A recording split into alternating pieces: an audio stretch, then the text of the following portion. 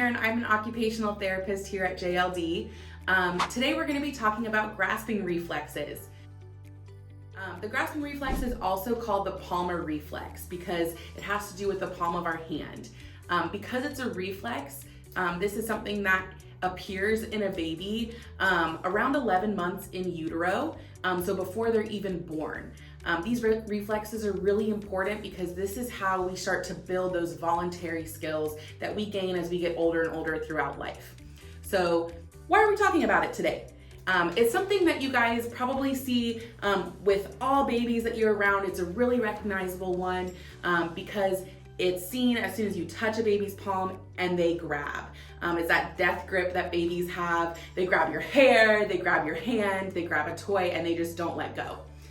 This is supposed to happen. The importance of this reflex is to help babies build those hand muscles so that later when they're doing voluntary movements, they really already have that kind of built up.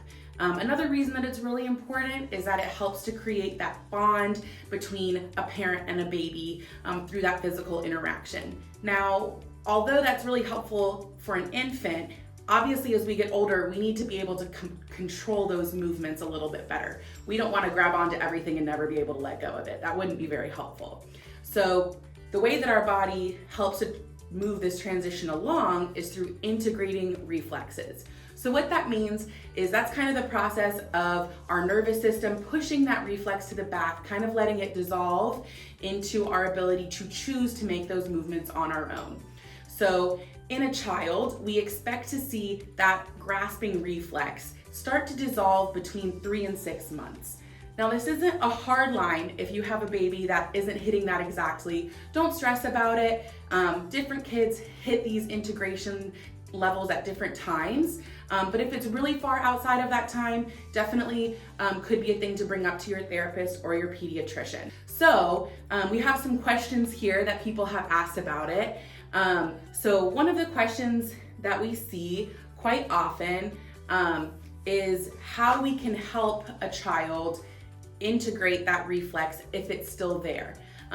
So kind of going along with that same thought is, why is it bad if the reflex is still there? Kind of like I mentioned earlier, it's really important for us to have control over that movement.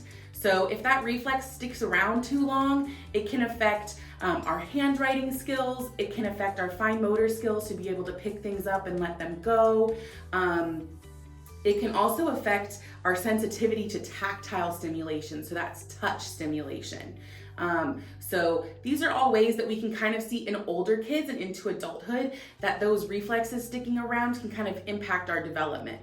So in order to kind of help them along their way, if they're sticking around a little bit too long, some things that we can do are crawling activities. Having kids and babies crawl with their hands flat on the floor. This is applying pressure to their hand in a way where they're not able to grab. And this can really help that reflex kind of work itself out. Doing a lot of play with different tactile sensations. If you're working with a baby, having them in the grass, different styles of blankets, carpet, hardwood, so they can explore different textures with their hands. This also helps to diffuse any issues that might come across with having a hypersensitivity to tactile sensation. With older kids, you can also work on grasping different things of different sizes, little marbles, coins in your hands, opening jars, really just working those hand muscles to have a lot of different kinds of experiences.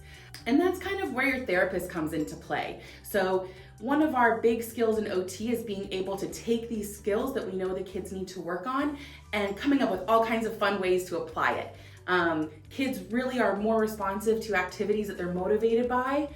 So participating in play-based approaches to these sensory integration and reflex integration needs are really great ways to make sure that the kids are doing them frequently enough to really see a difference.